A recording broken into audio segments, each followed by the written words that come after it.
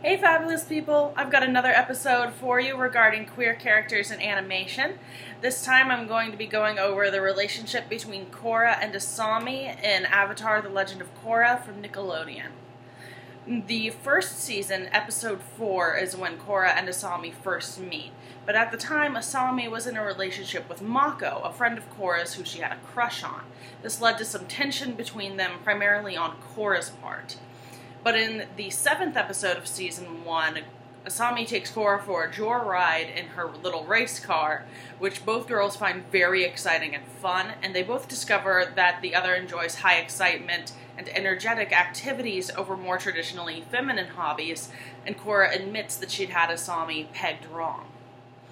In Season 3, Episode 1, both girls have gotten over Mako and are talking about it while Asami allows Korra to drive her car. They're closer, and Korra admits to having never had a girlfriend before becoming so distracted looking at Asami that she crashes the car. Then in Episode 3 of Season 3, while collecting taxes for the Earth Kingdom, Korra and Asami are attacked, and the two move in perfect sync, showing that they're so in tune with each other that they're able to make quick work of their attackers, despite the fact that Asami is a non-bender. In episode 13 of Season 3, Korra is nearly killed by the Red Lotus Society, and she is damaged both mentally and physically, struggling with deep depression and is unable to walk. Asami helps her prepare for a celebration in honor of Jinora for becoming a new airbending master, and tells her that she's always available for Korra if Korra wants to talk or anything, showing her dedication to her.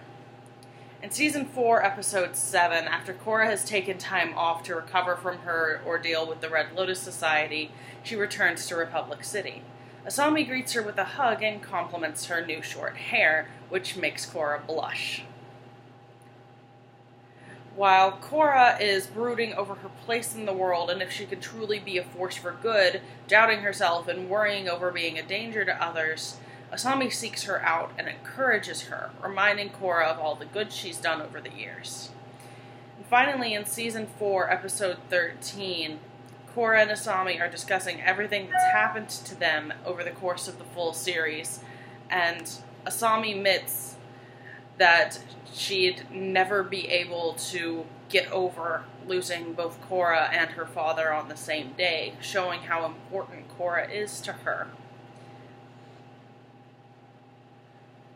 Finally, they decide that they need a vacation, and together, hand in hand, they walk into the portal between the human world and the spirit world, holding hands and turning to face each other in a way that is meant to mirror the previously seen marriage between Varric and Zhu Li. Then after that final episode, the series continues in comics, particularly Turf Wars. That picks up immediately after that final scene in Legend of Korra. And they're seen having fun, going on adventures throughout the spirit world, and finally climbing up the back of a mountain spirit, which isn't too happy with it, and throws them aside, and they admit that they should probably head back home now. But Asami states that there's one thing she wants to do before she leaves, and kisses Korra. Now, there are a fair number of people who have stated that Korrasami seems to have come out of nowhere and didn't notice the build-up, but part of that might have been because they weren't anticipating that a queer relationship could exist. And indeed, the creators didn't think that a queer relationship could exist when they were working on the series.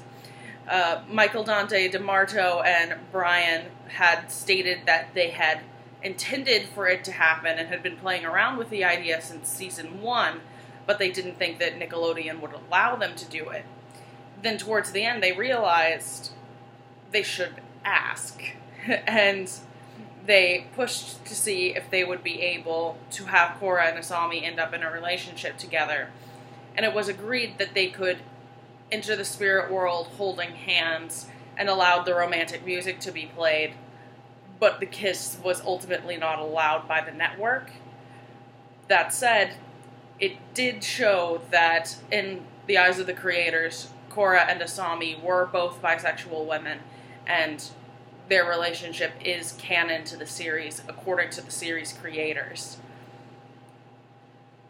So the couple is in fact canon. It's not as clear as with Bubbling, where we got the kiss, but I think that it shows two incredibly intelligent, dynamic women, and I'm glad that they have each other because they suit each other very well. Anyway, that is another episode regarding queer characters in cartoons. I hope you guys enjoyed the video, and I hope you have a wonderful day. Stay fabulous, people.